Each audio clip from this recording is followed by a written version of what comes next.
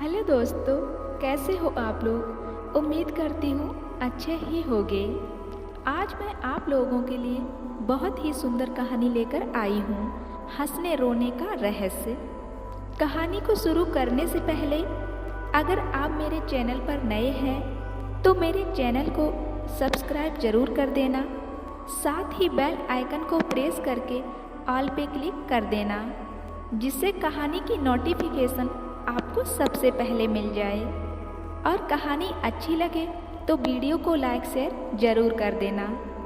तो चलो कहानी को शुरू करते हैं। समय बीतता रहा, लेकिन तेजी कभी अपना सपना नहीं भूल पाया और ना ही उपहास के डर से उसने किसी को अपने हंसने रोने का रहस्य ही बता पाया। एक दिन चौपाल पर कुछ युवक राजा द्वारा की गई घोषणा की चर्चा कर रहे थे।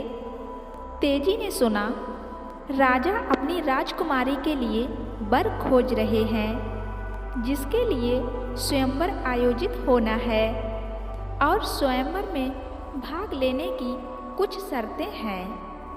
पहला प्रश्न है, गौशाला में 3 गायें हैं। बताना है कौन सी गाय उम्र में सबसे छोटी, कौन सी उससे बड़ी और कौन सी सबसे बड़ी है। दूसरी पहेली है, एक बंद खाली कमरे को कुछ सामान रखे बिना कैसे भरा जा सकता है। आगे युवक कह रहे थे कि 2 पहेलियां किसी ने सुलझा भी ली तो अंतिम शर्त तो पूरी करना असंभव ही है। कड़े पहरे के बीच राजमहल में प्रवेश करना और फिर अंतपुर से राजकुमारी के पलंग के पैरों के नीचे से सोने की ईंटें निकालकर राजा के सामने लाना। भला इतनी हिम्मत कौन कर सकता है। तेजी ने सारी बातें ध्यान से सुनी और अनमना सा अपने घर वापस आया। उदास बेटे को प्रसन्न करने के लिए हीरबाई ने तेजी की मनपसंद बाजरे की रोटी, चटनी और साग परोसा, लेकिन वह 2-4 निवाले खाकर ही उठ गया। खटिया पर लेटा वह सोच रहा था, माँ से कैसे पूछूं, कहीं मना कर दिया तो। तभी उसकी माँ हीरबाई उसके सिरहाने बैठकर उसका सिर सहलाने लगी। अचानक तेजी को अपना सपना याद आ गया और वह हंसने लगा, लेकिन माँ खुश होती इसके पहले ही वह रोने लगा। उस दिन हीरबाई ने उससे कारण जानने की जिद कर ली। तेजी उदास स्वर में बोला, राजा की घोषणा को तू जानती है, मैं भी दरबार में जाकर अपना भाग्य आजमाना चाहता हूँ। माँ, तू मुझे जाने देगी। हीरबाई बोली, मुझे तुझ पर पूरा विश्वास है, तू जा। अगले दिन तेजी राजा के दरबार में पहुँचा। राजा चिंतित थे। स्वयंवर के लिए उनकी शर्तें शायद कुछ अधिक ही कठिन थीं। अभी तक कोई युवक सफल नहीं हो पाया था। तेजी की वेशभूषा उन्हें अजीब लगी। फिर भी कुछ सोचकर उन्होंने उसे गौशाला में भेज दिया, जहाँ पर 3 गायें थीं। तेजी ने राजा से गायों को 2-3 दिनों तक अपनी देखरेख में रखने की अनुमति ली। उसने गायों को 2-3 दिनों तक भूखा रखा और तीसरे दिन मैदान में घास का ढेर रखा और उसे चारों ओर से बांस और रस्सी से घेर कर थोड़ा ऊंचा बाड़ा बना दिया और फिर वह गायों को ले आया। एक ही छलांग में घास तक पहुंचने वाली गाय उम्र में सबसे छोटी थी। कई बार उछलने की कोशिश के बाद पहुंचने वाली गाय उससे बड़ी और गिरते पड़ते किसी तरह पहुंचने वाली गाय सबसे बूढ़ी थी। तेजी के उत्तर से राजा संतुष्ट हुए। दूसरी पहेली सुलझाने के लिए तेजपाल राजा से कुछ समय लेकर घर आ गया। उसकी समझ में नहीं आ रहा था कि बिना कुछ रखे खाली कमरे को भला कैसे भरा जा सकता है। सोचते सोचते एक सुबह अचानक उसे इसका भी हल मिल गया और वह राजा के दरबार में पहुंचा। राजा उसे बंद खाली कमरे में ले गए। तेजी ने कमरे की सारी बंद खिड़कियां और दरवाजे खोल दिए। कमरा सूर्य के प्रकाश से पूरी तरह भर गया। राजा तेजी की बुद्धिमानी से चकित थे और उन्होंने उसे तीसरी शर्त पूरी करने के लिए कहा। कुछ दिनों की मोहलत लेकर वह फिर अपने घर लौट आया। माँ के साथ मिलकर तरकीबें सोचता रहा। हीरबाई अपने बेटे के लिए चिंतित हो रही थी, लेकिन तेजी ने हार नहीं मानी। उसने वेश बदल बदल कर राजमहल के आसपास कहीं से भी महल में प्रवेश करने की संभावना ढूंढी और एक योजना बना डाली। तेजी ने महल के पास घुड़साल में घास ले जाने वाले घसियारे से दोस्ती कर ली। घसियारा एक अच्छा इंसान था।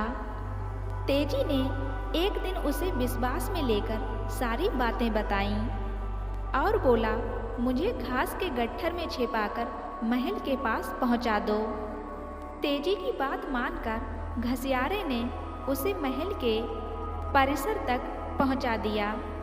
वह घास के ढेर में छिपा रात होने की प्रतीक्षा करता रहा। अंधेरे में कोई आसानी से नहीं देख सके, इसलिए उसने काले रंग की पोशाक पहन रखी थी।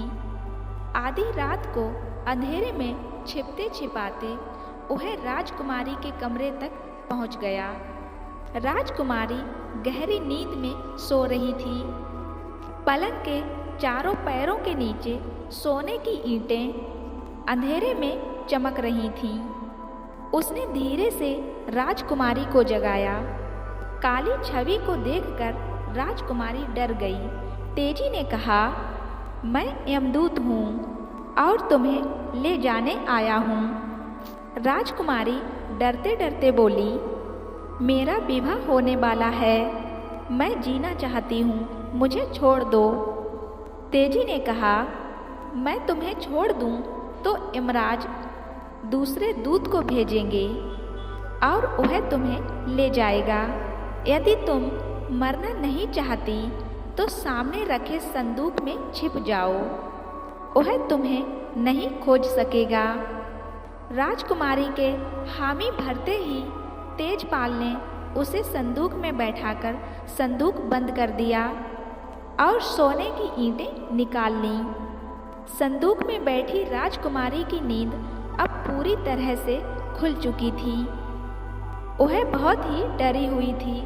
सोच रही थी, चिल्लाकर पहरियों को बुलाएं या संदूक को जोर जोर से पीटें। तभी मन में बिजली सा एक विचार कौंधा, कहीं यह वही नव युवक तो नहीं जिसकी बुद्धिमानी की प्रशंसा पिताजी कर रहे थे। इसने 2 शर्तें पूरी कर ली हैं और शायद तीसरी शर्त पूरी करने आया है। अपने आप को यमराज बताकर तो इसने मुझे नींद में डरा ही दिया था। यह तो मेरा होने वाला पति है। राजकुमारी सांस रोके चुपचाप बैठी रही और सोचने लगी, असली बहादुरी, हिम्मत और बुद्धि की परख तो तब होगी जब यह ईंटें लेकर सुरक्षित महल से निकल जाएगा। देखती हूँ यह क्या करता है। अब तेजपाल दबे पांव राजा के कमरे में पहुंचा। सिरहाने राजा की राजसी पोशाक रखी थी। उसने उसे पहन लिया और बाहर निकला। अंधेरे में पहरियों ने उसे राजा समझकर आंखें झुकाकर सलाम किया। राजकुमारी ने सुना तेजी प्रहरी को आज्ञा दे रहा था, कोचबान से गाड़ी निकलवाकर राजकुमारी के कमरे का संदूक रखवा दो। मुझे अभी प्रस्थान करना है। हुक्म सुनते ही कोचबान गाड़ी ले आया और उसमें संदूक रख दिया गया। राजा का वेश धारण किए तेजपाल राजमहल से दूर निकल आया। अपने घर से कुछ दूरी पर उसने गाड़ी रुकवाई, संदूक उतरवाया और कोचबान को लौट जाने की आज्ञा दी। उसके चले जाने के बाद उसने राजकुमारी को संदूक से बाहर निकाला और बोला, डरो मत, मैं तुम्हें तुम्हारे पिता के पास पहुंचा दूंगा। राजा की शर्त ही ऐसी थी कि उसे पूरी करने के लिए मुझे ये सब करना पड़ा। अब मुझे डर है कहीं तुम्हें यहाँ लाने के अपराध में राजा मुझे दंडित ना करें। राजकुमारी तो सब कुछ समझ चुकी थी, हंसते हुए बोली, पिताजी से तुम्हारे लिए मैं क्षमा मांग लूँगी। तेजी राजकुमारी को लेकर घर आया। दोनों को देखकर हीरबाई ने ढेरों सवाल पूछ डाले, लेकिन तेजी ने कहा, थोड़ा धैर्य रखो, सब बता दूंगा। तभी अचानक उसे अपना सपना याद आ गया। वह हंसने लगा, लेकिन यह क्या, अगले ही पल उसकी आंखें भर आईं। राजकुमारी ने कारण पूछा, लेकिन तेजी क्या बताता। उधर सुबह होते ही राजमहल में राजकुमारी को नहीं देख कोहराम मच गया। सभी परेशान थे। अचानक राजा की नज़र पलंग के पैरों पर पड़ी और वह सब कुछ समझ गए। उन्होंने प्रहरियों को तेजी के घर भेजा। प्रहरी दोनों को लेकर राजा के सामने आए। तेजपाल ने हाथ जोड़कर क्षमा मांगते हुए सोने की चारों ईंटें राजा के सामने रख दी। राजा ने उसी समय निश्चय कर लिया कि तेजी ही उसकी राजकुमारी के लिए योग्य वर है। निर्धनता कोई दुर्गुण नहीं है। तेजी ने अपनी हिम्मत, बहादुरी, बुद्धि और शराफत से स्वयं को असाधारण सिद्ध कर दिया था। राजा ने बड़ी धूमधाम से राजकुमारी का विवाह तेजपाल के साथ कर दिया।